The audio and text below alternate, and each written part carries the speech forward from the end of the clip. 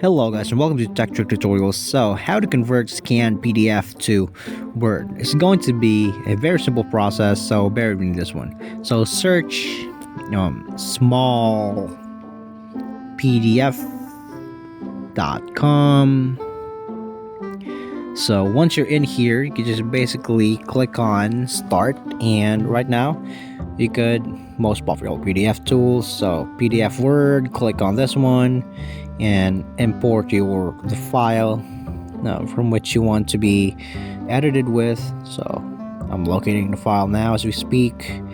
Here it is. It's a document that we're going to be converting into Word. Now it's converting into PDF.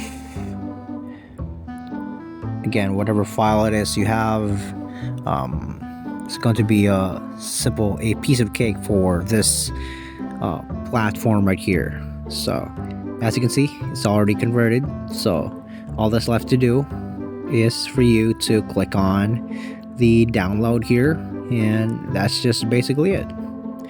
You could utilize it whichever way you want. So thank you so much for watching Tech Trick Tutorials. You guys have a nice day.